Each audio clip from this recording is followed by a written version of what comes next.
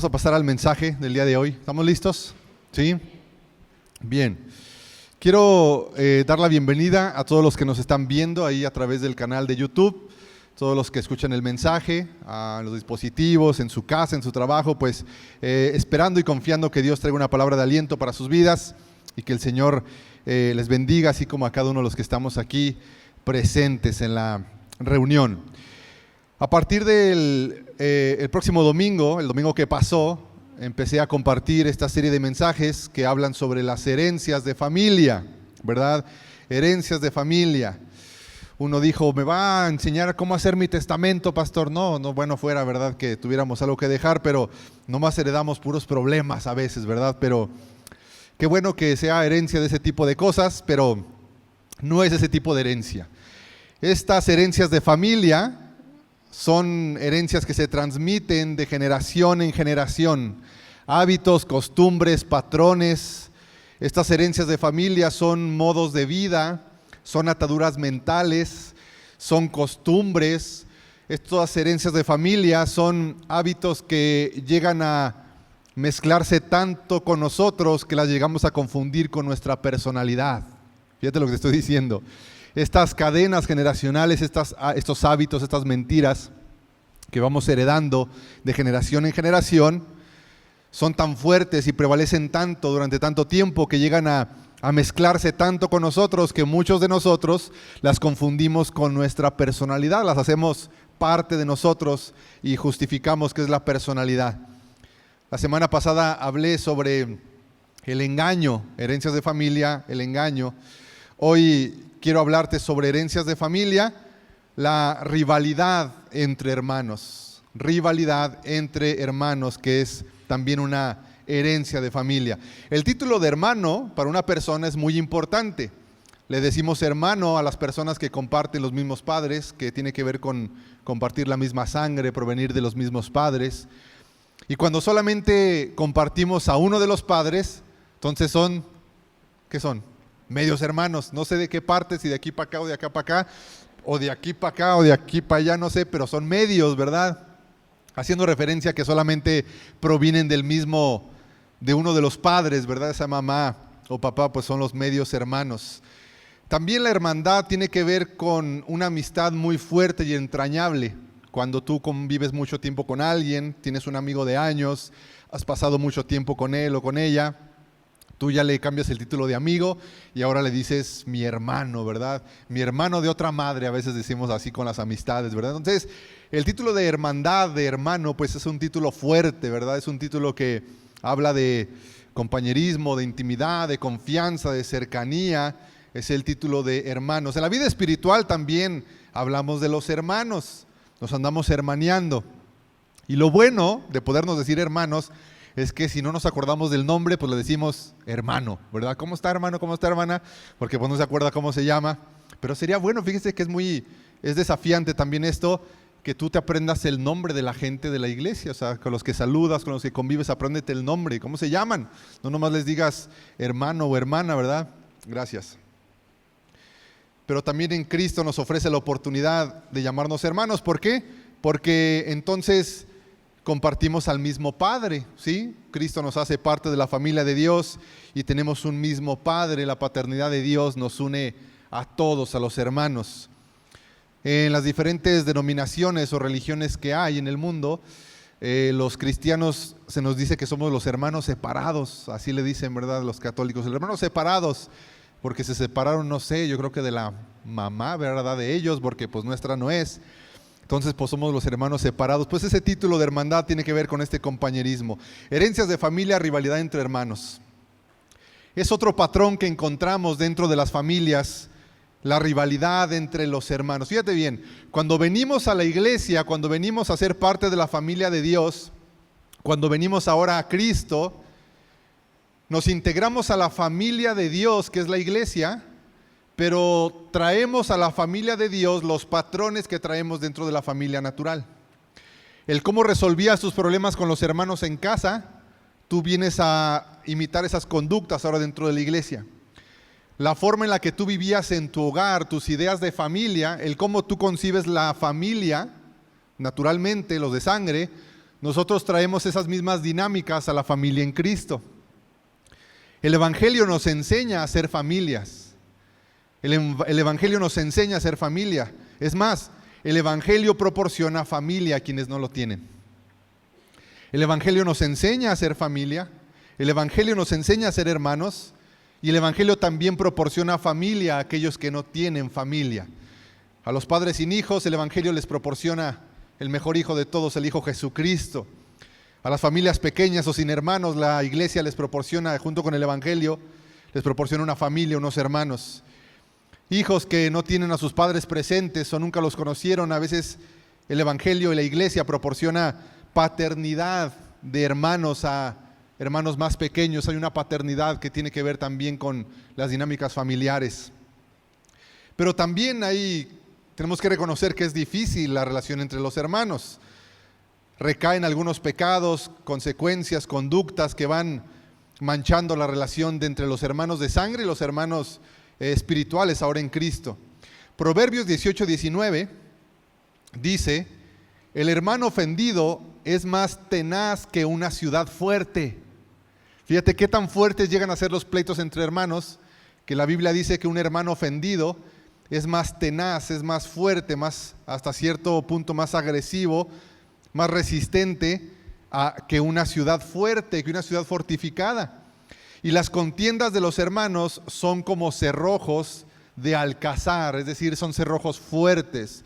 Un cerrojo de alcázar es un cerrojo de una puerta principal de un palacio. Entonces las rivalidades entre hermanos son comparadas con fortalezas de castillos que impedían el ataque del enemigo. ¿Qué tan fuerte tiene que ser una pared para la guerra? Fuerte. Así es la rivalidad entre hermanos. La rivalidad entre hermanos llega a ser como puertas anchas y gruesas, cerrojos gruesos que no dejan que pasen, ¿verdad?, la reconciliación, el perdón. Así son las rivalidades entre hermanos. Estamos tomando como referencia la misma historia de la familia de Abraham, de Isaac y de Jacob. Y veremos algunas conductas también dentro de esta familia entre las rivalidades entre hermanos. Génesis 21, 8 al 10, encontramos la rivalidad que ha durado más tiempo a lo largo de los años. Hay peleas entre hermanos que duran años. Muchos llegan a la tumba sin volverse a reconciliar con sus hermanos.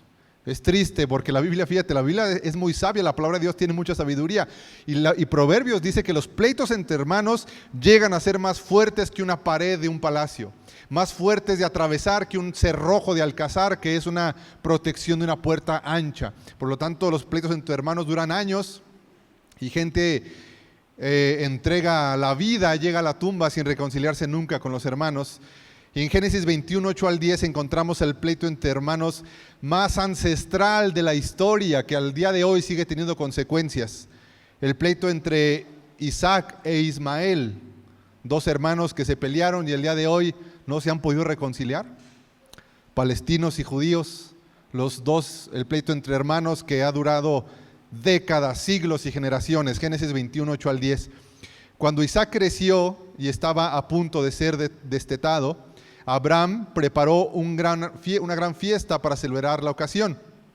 Pero Sara vio que Ismael, el hijo de Abraham y de su sierva egipcia Agar, se burlaba de su hijo Isaac. Entonces ella se dirigió a Abraham y le exigió: echa fuera a esa esclava y a su hijo. Él no compartirá la herencia con mi hijo Isaac, no lo permitiré. Dios le había dicho a Abraham y a Sara que iban a tener un hijo. De una forma sobrenatural, porque ya sobrepasaban los 90 años de edad. Pero Sara se desespera y le dice: pues ¿sabes qué? Toma a mi sierva Agar, ten un hijo con ella. Y la ley de aquel tiempo decía que si la sierva tenía un hijo, la ama o señora de la casa lo tomaba como propio para darle un heredero al padre. Sara se desespera en la promesa de Dios, toma una decisión en temor y desesperación. Agar tiene un hijo, pero Agar fue una sierva que Abraham se trajo de Egipto. Y Agar no era una sierva cualquiera, posiblemente Agar pertenecía a la familia real en el palacio de Faraón. Y cuando Agar se embaraza de Abraham, Agar tenía el chip no de sirvienta, sino de realeza. Por lo tanto, Agar actúa para lo que se le había criado, una mujer dentro de la realeza. Por lo tanto, el pleito entre Sara, la esposa de Abraham, y Agar, una sierva de la realeza con una actitud de realeza, empieza a tener conflicto en quién se queda con la bendición y con la herencia, con todo lo que tiene que ver con la familia de Abraham. Esto causa una rivalidad entre los hermanos. Hoy en día, ¿verdad?, es una rivalidad que mantiene a palestinos y judíos en una guerra ancestral por el terreno de su papá, que es Abraham, ¿verdad? Dios le dio un terreno a Abraham, que es la nación de Israel, e Ismael, el hijo de Agar, le dice a los judíos, a los israelitas, ¿verdad? Dice, ese terreno me lo dejó mi papá. Y los judíos, que son los de Isaac, le dicen a los palestinos, no, ese terreno me lo dejó mi papá. Y al día de hoy se andan peleando por ese terreno, ¿verdad? Los hermanos al día de hoy. Eso también nos hace pensar en la rivalidad entre hermanos que surge por las cuestiones de adulterio. Una de las consecuencias del adulterio es que trae a este mundo hijos fuera del matrimonio, y entonces encontramos que con el paso de los años los hijos del amante o los hijos de la esposa se encuentran en algún momento, y si al hombre le fue bien en esta vida, ahora los pleitos tienen que ver por las casas, los terrenos o los negocios que el padre dejó en vida, y los medios hermanos andan peleando sus herencias porque unos se creen de más autoridad sobre la vida de otros. Eso a consecuencia del adulterio, que es una de las cosas que puede ocasionar rivalidades grandes entre los hermanos. En el caso de Isaac e Ismael fue la promesa de una gran nación y la posesión de un territorio dado por Dios. Las rivalidades entre hermanos surgen a través de hijos de diferentes madres o de diferentes padres. Las rivalidades entre hermanos surgen por pelear quién tiene más autoridad sobre los asuntos familiares, los asuntos económicos o de posesiones de la familia, y eso causa pleitos muy graves y demandas de asuntos entre los hermanos. Pero en la familia de Jacob comienza con el abuelo Abraham. Abraham, Isaac e Ismael inician este conflicto ancestral entre hermanos que se va heredando de generación en generación. La poligamia, el adulterio, los hijos de otros padres o madres causan problemas que se van heredando de generación en generación. Y a veces las consecuencias no llegan inmediatamente. A veces una generación ejecuta el pecado y parece que es la segunda o tercera generación que viene a pagar las consecuencias de lo que generaciones pasadas hicieron. Esta conducta se va transmitiendo y va avanzando en la familia de Jacob, y ahora pasamos a la familia de Jacob, ¿verdad?, con Raquel y Lea. Jacob tuvo una diferencia con su hermano Esaú. Todos o la mayoría conocemos que Esaú y Jacob tuvieron una rivalidad desde el vientre de su madre, ¿verdad? Estaban peleando por salir uno primero que el otro, por la primogenitura. Pero también Jacob tuvo una situación con Raquel y Lea, las hermanas que se convirtieron en las esposas de Jacob, que fue una rivalidad entre mujeres, entre hermanas. Jacob utiliza el engaño para robarle la primogenitura a Esaú, tiene que huir de su casa y llega a las manos de Labán, su suegro, que lo termina engañando con 20 años de trabajo para poderle entregar a Raquel, pero primero lo engaña y le entrega a Lea, ¿verdad? Y ahí comienza la rivalidad entre las hermanas, ¿verdad?, entre Raquel y Lea, esta rivalidad que se va transmitiendo, ¿verdad? Y es bien curioso cómo Raquel y Lea no pertenecen al linaje de Abraham, no son de la genealogía de Abraham, pero parece que Jacob toma decisiones que lo encaminan a juntarse con personas que chuequean del mismo pie, que batallan de las mismas situaciones, y a veces los matrimonios se componen de personas que vienen de contextos parecidos, y que eso va haciendo que se vaya extendiendo la cadena de situaciones o de herencias, de patrones aprendidos. Otro de los asuntos por los que surgen las rivalidades entre hermanos lo vemos en Génesis 29:14 con Raquel y Lea. Labán exclamó: verdaderamente eres de mi misma sangre. Jacob se quedó con Labán alrededor de un mes, y después Labán le dijo: no deberías trabajar para mí sin recibir pago, solo porque somos parientes. Dime cuánto debería ser tu salario. Labán tenía 2 hijas. La mayor se llamaba Lea y la menor se llamaba Raquel. La tradición decía que primero se tenía que casar la más grande, por lo tanto era Lea. Y Jacob ahí por su ímpetu, por su pasión por Raquel, se le olvida esta ley y hasta Labán le dice, Lea es la más grande, Raquel es la más chica y la que se tiene que casar primero es Lea. No se lo dice Labán, pero así estaban las costumbres. A Jacob se le pasan los detalles porque cuando estamos bajo presión, cuando tenemos temor, cuando actuamos por emociones, por sentimientos, nos olvidamos de pequeños detalles que nos van anunciando, ¿verdad? Que no es por ahí muchas veces el camino. Y luego dice la historia, pero dice, no había brillo en los ojos de Lea, pero Raquel tenía una hermosa figura y una cara bonita. Y Jacob estaba enamorado de Raquel y le dijo a su padre, trabajaré para ti 7 años y me entregas como esposa a Raquel, tu hija menor. Y Labán le dijo, claro que te la entrego, si trabajas para mí te voy a entregar a Raquel. Lo que no le dijo es que primero tenía que salir en rifa o en sorteo, ¿verdad? De alguna forma, Lea. Otra de las cosas que gestan las rivalidades entre hermanos y a veces entre hermanas mujeres es el favoritismo de los padres hacia una de las hijas. La belleza de una de las hermanas, cuando la cultura, cuando las cuestiones familiares le hacen creer a una de las hijas que es menos agraciada físicamente que la otra. Las rivalidades entre hermanas a veces surgen por las cuestiones de la belleza física, por los atributos físicos, porque a una le empieza a ir mejor en la vida por su belleza, por su carisma, y otra empieza a verse más truncado su futuro, su vida, por las cuestiones de la belleza, por las cuestiones físicas. Labán engaña a Jacob entregando primero a Lea, porque Labán tenía miedo que su hija Lea no se casara. Dijo, si no la saco esta de alguna forma, aquí se me va a quedar a forrar Biblias, no vestir santos, porque esos son otros, ¿verdad? Se va a quedar a forrar Biblias, entonces la necesito sacar de alguna forma, tiene que casarse. Y a veces los padres no nos damos cuenta que a través de nuestros ojos vemos a uno de nuestros hijos más vulnerable que otro.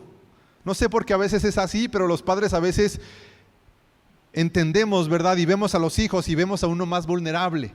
Vemos a uno más temeroso, vemos a uno con menos capacidades, vemos a uno que se proyecta más con nuestras debilidades y a veces sin darnos cuenta empezamos a echarle más la mano a aquel que parece más indefenso ante los desafíos de la vida y empezamos a relegar un poquito al que a nuestro parecer tiene más capacidades de salir adelante por sus atributos físicos o otro tipo de cosas.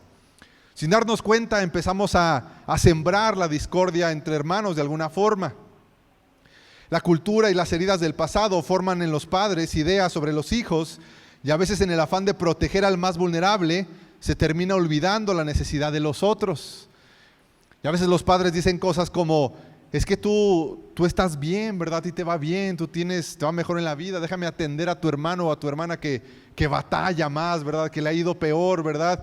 Cuando a veces el hijo que ha salido mejor y más adelante, más fácilmente, también necesita, ¿verdad?, la aprobación y el apoyo de los padres.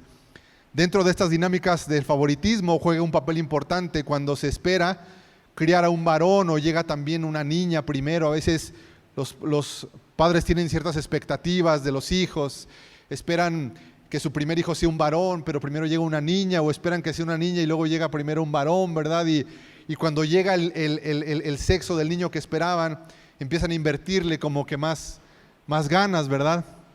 Y empieza a gestarse esta rivalidad. En la historia de Raquel vemos una rivalidad con Lea, resultado del amor hacia Jacob. También es el asunto que Lea se enamora de Jacob, pero Jacob amaba a Raquel. Y empieza a haber una diferencia terrible, ¿verdad?, ahí entre los hermanos. Génesis 29:32 dice, así que Lea quedó embarazada y dio a luz un hijo.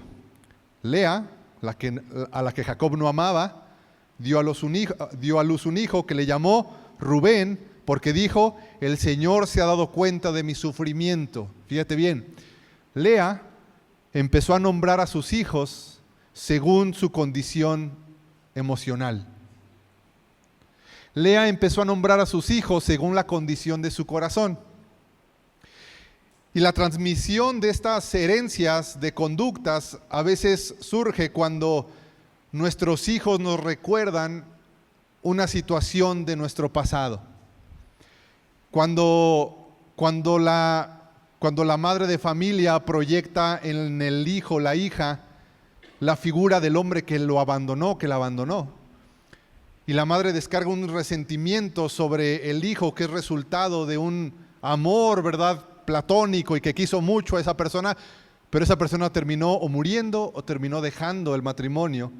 Y a veces sobre el hijo recae la condición emocional de los padres, bautizándolos con una especie de etiqueta que nos hace recordar lo que fue la temporada de ese hijo, de ese amor.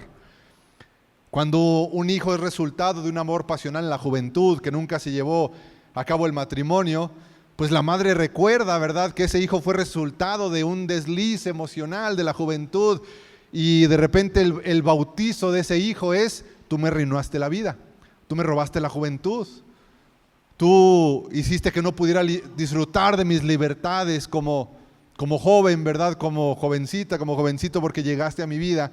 Y Lea nos recuerda que a veces la transmisión de estas cosas es a raíz de que el hijo nos recuerda a una temporada o a una persona, en este caso de la pareja. Génesis 29:34 dice: después quedó embarazada por tercera vez y lo llamó Leví, porque ella dijo: ciertamente esta vez mi esposo sentirá cariño por mí. Cada uno de sus hijos Lea lo bautizó según la condición de su corazón. Después encontramos la rivalidad entre Jacob o Esaú, ¿verdad?, que lo hemos conocido. Este favoritismo en ocasiones es motivado por la capacidad de los hijos. Génesis 25, 27 al 28 dice: los muchachos fueron creciendo y Esaú se convirtió en un hábil cazador. Él era un hombre de campo, pero Jacob tenía un temperamento, ¿cómo?, tranquilo, y prefería quedarse en casa. Dice que ahí más adelante, ¿sí?, Isaac amaba a Esaú porque le gustaba comer los animales que cazaba, pero Rebeca amaba a Jacob. ¿Dónde se gestó esa rivalidad?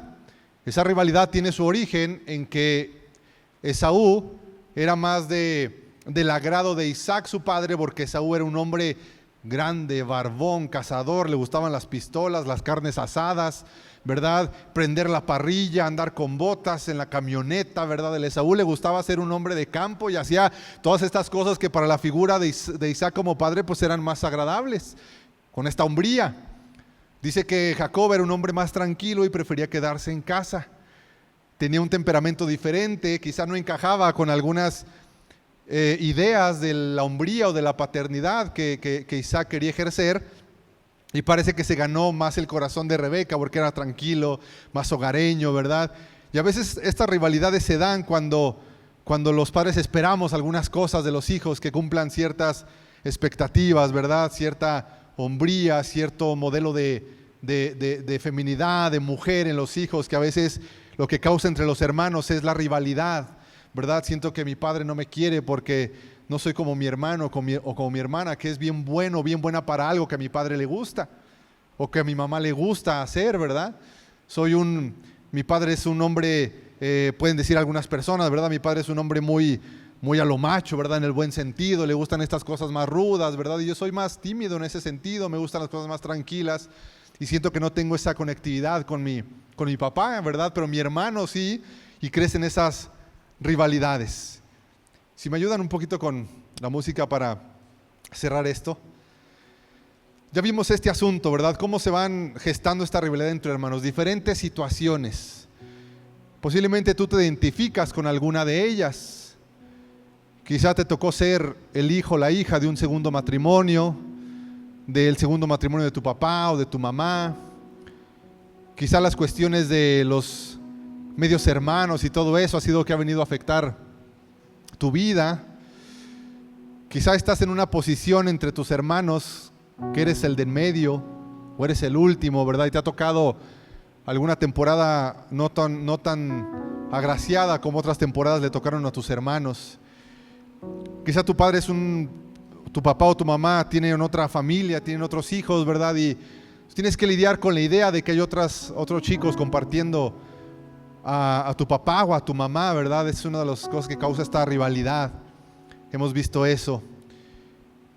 El no encontrar ese agrado o afirmación de tus padres porque no te dedicas a algo, no tienes atributos que les agraden de alguna forma. La belleza física. Cuando uno de los hijos se parece más a la familia del papá o de la mamá, ¿verdad? Que recuerdan a la familia que no se quiere. Todo eso posiblemente tú te identifiques con algo ya marcado tu corazón de alguna forma, y eso ha causado rivalidad entre tus hermanos de sangre, y eso lo has querido traer a la iglesia y te ha costado tener hermandad con tus hermanos en Cristo. Se te dificulta creer que haya personas que te quieran como hermano o como hermana. Quizá te cuesta creer que puedes tener hermanos que te amen. Quizá te cuesta creer que Dios puede darte una familia donde Él viene con esta familia espiritual a sanar esos patrones, esas conductas, pero también viene a ayudarte a entender tu familia de origen. Y tienes que entender que la familia que te tocó no la puedes cambiar. Es la familia que te ha tocado y son los padres que te han tocado de alguna forma, y es la vida que por una u otra cosa te ha tocado estar en esa familia. No lo puedes cambiar, no puedes alterarlo. Tienes que primero llegar al punto donde tú aceptas la familia que te tocó. Aceptas las decisiones que tus padres han tomado y tienes que reconocer y aceptar: estas fueron las decisiones de mis padres, esta es la familia que me tocó. Tengo esto en mis manos, ¿cómo lo voy a tomar? ¿Cómo lo voy a depositar en Cristo para ahora darle una transformación y un sentido a mi vida en el futuro?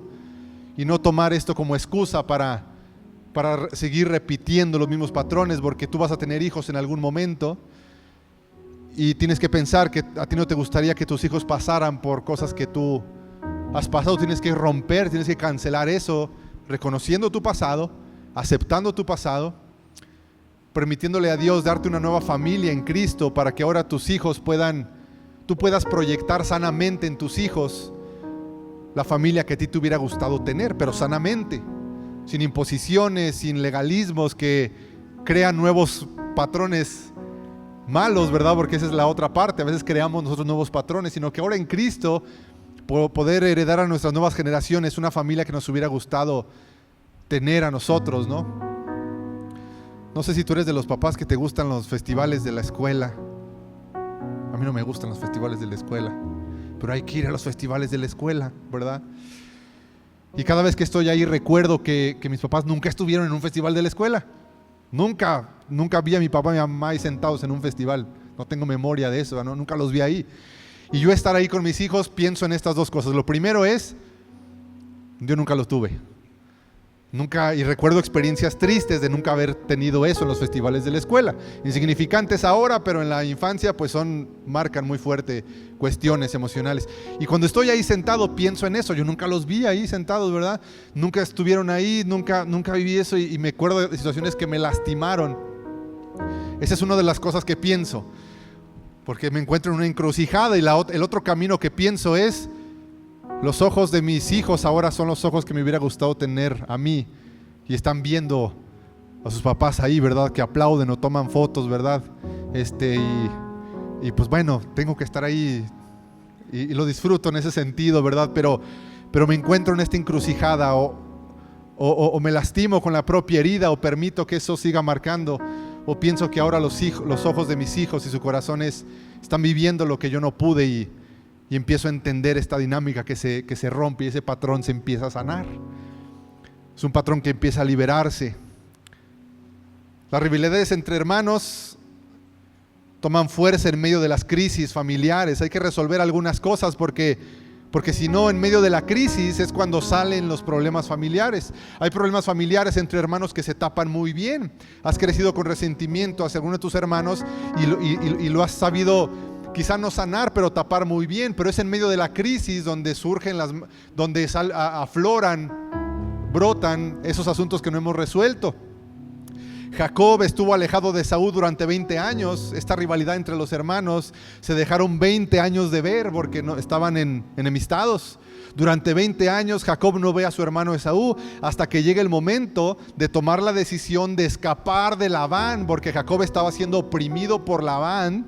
Y Jacob dice, ¿sabes qué? Hasta aquí yo me voy, ya no quiero estar siendo tu esclavo ni estar estando en las manos de este engañador. Me voy a ir a hacer mi propia vida. Se despide de Labán, pero después Jacob se encuentra en la encrucijada entre avanzar y encontrarse con su hermano Esaú, o regresarse y volver a ser presa de los engaños de Labán. Y tarde o temprano tú y yo nos vamos a encontrar en esa encrucijada, en enfrentar y afrontar las consecuencias del pasado, en tomarnos de valor de la mano de Dios y continuar hasta adelante, avanzar hacia la resolución, o regresar al pasado que nos está oprimiendo. Jacob, dice la escritura en Génesis 32 y 33, no lo voy a leer ahorita, es largo, pero te lo dejo de tarea. Jacob dice, regreso con Labán, no, me voy hacia adelante, está el Esaú. Y Jacob sufre la mayor transformación de su vida en ese momento. Jacob fue un hombre que fue transformado durante todo el tiempo en su vida. Dios estuvo transformándolo. Porque fíjate qué interesante que Abraham es el hombre de Dios, Abraham, el padre de la fe. Y luego Isaac, pues ese Isaac ni hace nada, ¿verdad? Pasa desapercibido. Y luego Jacob parece ser todo lo contrario a Abraham, que se conoce como la síntesis y la antítesis, que es figura de Abraham, y luego el resultado de Isaac, que parece desapercibido, y luego Jacob, que es todo lo contrario a Abraham. Y Jacob siendo transformado en su vida por un montón de circunstancias. La mayor transformación la vas a encontrar en tu vida cuando te hagas consciente de la encrucijada.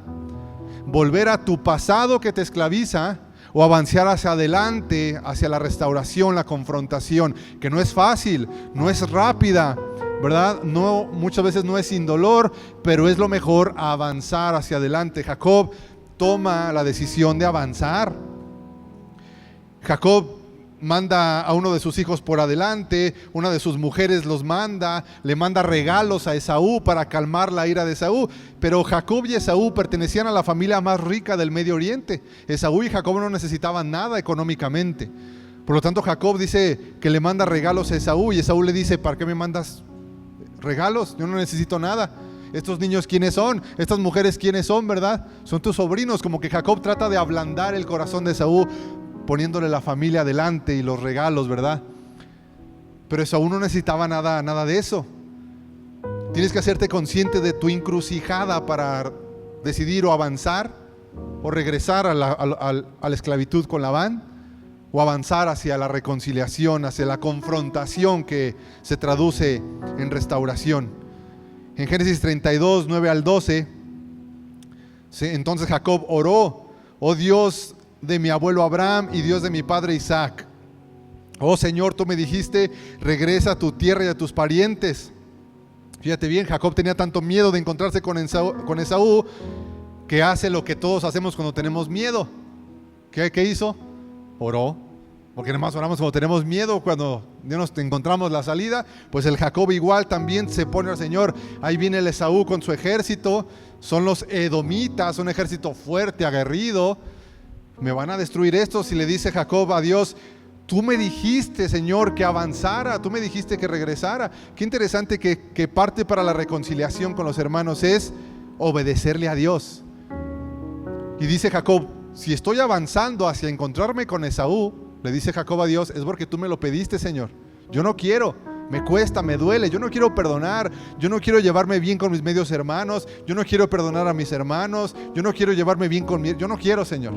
Pero yo estoy siendo obediente y tú me dijiste que avanzara hacia la reconciliación, Señor. Por lo tanto, tú me prometiste que me tratarías con bondad. Es la oración. No soy digno de todo el amor inagotable y de la fidelidad que me has mostrado a mí, tu siervo. Cuando salí de mi hogar y crucé el río Jordán, no poseía más que un bastón, pero dice que lo ha prosperado.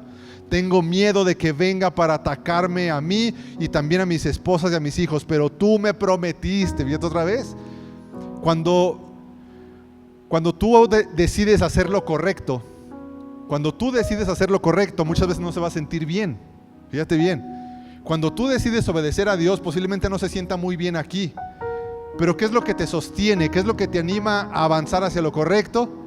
Que Dios te prometió que era lo mejor. Señor, yo no quiero hacer lo correcto, yo no quiero avanzar hacia ese punto. No me da mucha paz, Señor, me siento confrontado, pero lo voy a hacer porque tú me prometiste que estarías conmigo. Lo voy a hacer porque, no porque lo quiera, no porque lo sienta, lo voy a hacer porque es lo correcto. Voy a perdonar, no porque quizá los hermanos lo merezcan que los perdone, sino porque tú me estás pidiendo que perdone porque es lo mejor y tú me prometiste tratarme con bondad. No subestimes el poder de la oración y la intervención divina en medio de los conflictos familiares.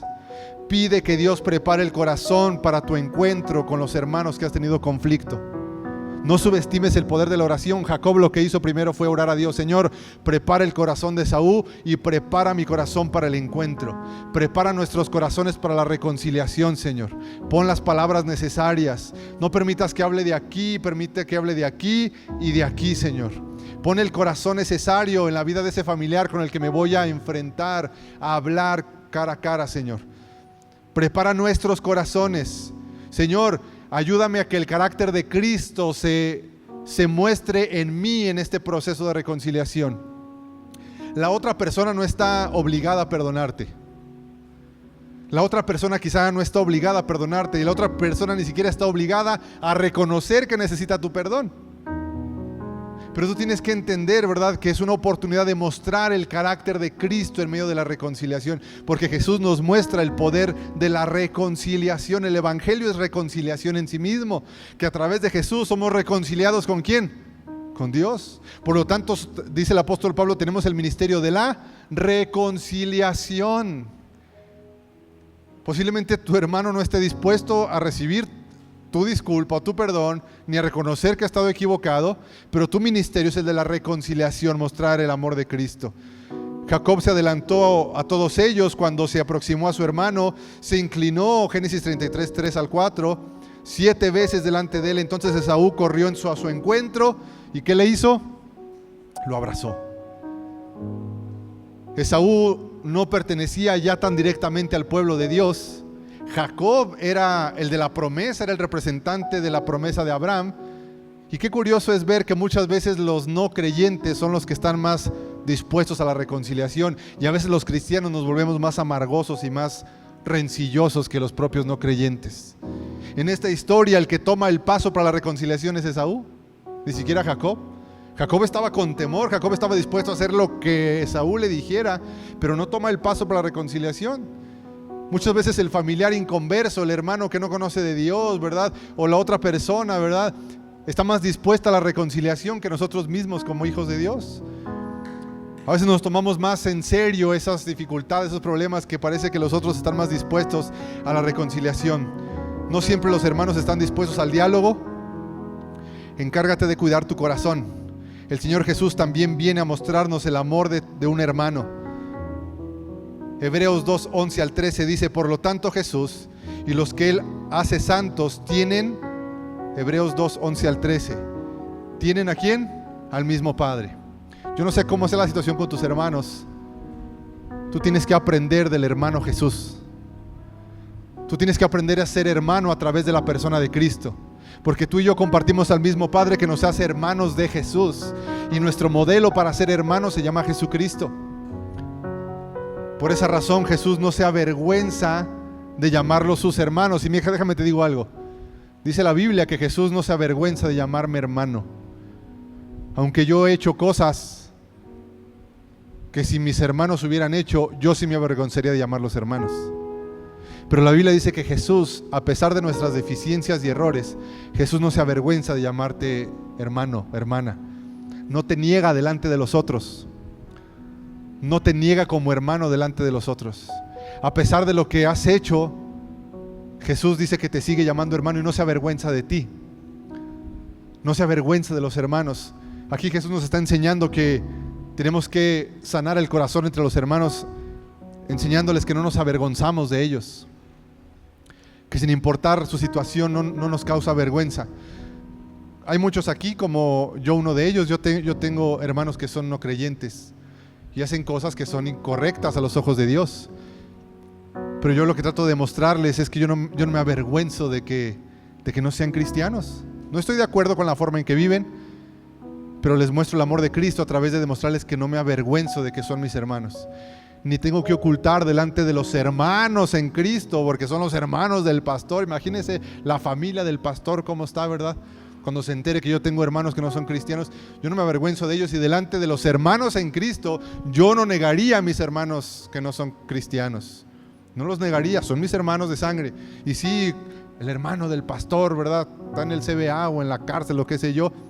Mi hermano, es mi hermano. Porque Jesús dice que yo he hecho cosas, pero que Él no se avergüenza de mí.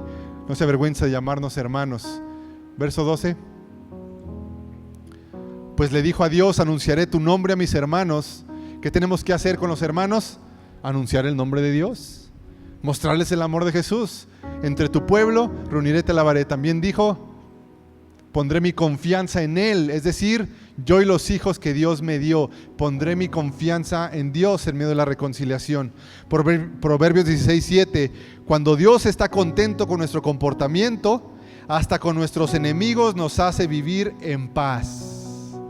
Cuando Dios está contento con lo que hacemos, aún hasta nuestros enemigos viven en paz con nosotros. Cuando tú haces lo correcto delante de tus hermanos, cuando tú das el paso para restablecer la paz y la reconciliación, Dios va a hacer que aún ellos estén en paz contigo, porque a Dios le agrada lo que hacen los que hacen justicia. La iglesia es una buena tierra. La iglesia es un buen ejercicio de Dios para aprender a ser familia. Amén. Aprendamos a ser familia dentro de la familia de Dios, y aprendamos a restaurar relaciones familiares para mostrar el amor de Cristo, y aprendamos a ser hermanos aquí adentro y allá afuera. Amén. Señor, queremos orar este tiempo, Señor, antes de terminar este mensaje. Queremos orar, y primero quiero orar, Señor, por aquellos que están siendo movidos a perdonar primero en su corazón a hermanos de sangre, a medios hermanos, a amigos. Señor, Espíritu Santo, ayúdanos en nuestro corazón a perdonar y a soltar, Señor, a nuestros hermanos de sangre que por algún motivo se han metido en una ofensa a nuestro corazón, Señor.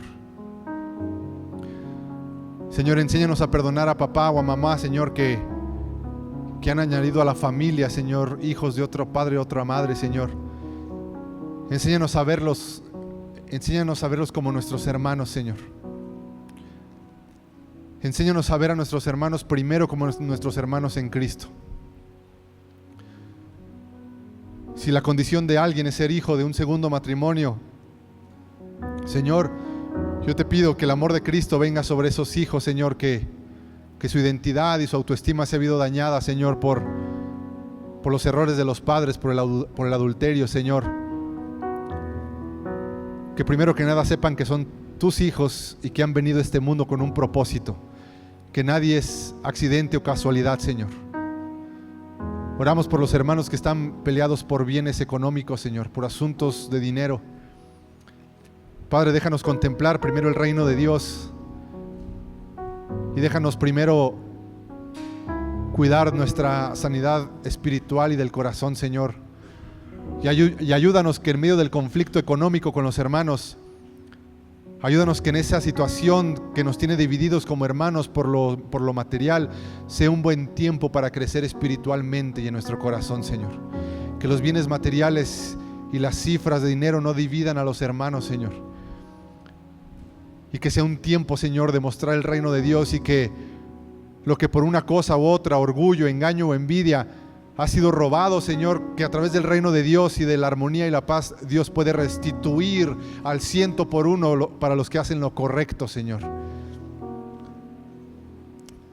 Bendícenos, Señor, y ayuda a cada mujer. Quiero orar por las mujeres que han batallado con su autoestima en lo físico, en la cuestión de belleza, cuando han sido comparadas con primas, con hermanas, y que han tenido rivalidad por ser parte de una familia donde el estándar de belleza ha sido como un ídolo, y ha sido afectado su corazón. En el nombre de Jesús quiero orar para que hombres y mujeres que la rivalidad ha sido por las cuestiones físicas o defectos físicos, el Señor venga a traer paz a esos corazones y se puedan percibir como hijos de Dios, se puedan se puedan percibir hermosas delante de Dios, porque Dios las ha creado a su imagen y semejanza, sin los estándares de belleza de este mundo, de esta cultura, de esta sociedad. Señor, oramos para que los padres también podamos cortar con el favoritismo.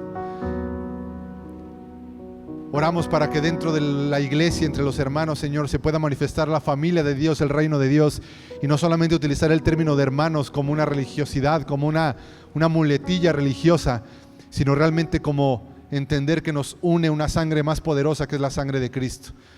Que cuando nos llamemos hermanos en la iglesia, Señor, entendamos que somos hermanos porque somos hijos de un mismo Padre. Compartimos al mismo hermano mayor llamado Jesucristo. Y que la familia de Dios está para mostrar el reino de la casa de Dios, los principios y valores del reino de Dios.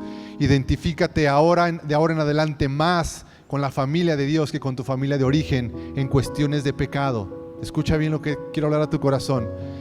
En el nombre de Jesús, empieza a identificarte hoy más con tu nueva familia en Cristo que con tu familia de origen cuando se trata de situaciones de pecado, de conductas. Ama a tu familia de sangre, de origen. No se trata de rechazar, menospreciar. Ámalos. Pero en conducta, escúchame bien, iglesia, en conducta, en corazón y en mente, identifícate más con tu familia en Cristo. Pide al Espíritu Santo que te ayude a identificarte más con tu nueva familia en Cristo, en ese sentido que con tu familia de origen. Nos ponemos de pie, por favor. Señor, te damos gracias, Señor, porque tú has dicho que conoceremos la verdad y la verdad nos hará libres. Amén. Conocerán la verdad y la verdad los hará libres. Y la Biblia nos ha enseñado hoy verdades para sanar nuestra vida, nuestras generaciones. En el nombre de Jesús yo oro para que la palabra de hoy pueda caer en buena tierra, en tu corazón, que puedas producir fruto, que el Espíritu Santo ilumine tu corazón y tu conciencia para que puedas identificar patrones y conductas, puedas decidir voluntariamente y confiar en el poder de Dios para romper esas ataduras y avanzar hacia lo que Dios tiene para ti. Que el Señor te bendiga, que el Señor te prospere en todo lo que hagas.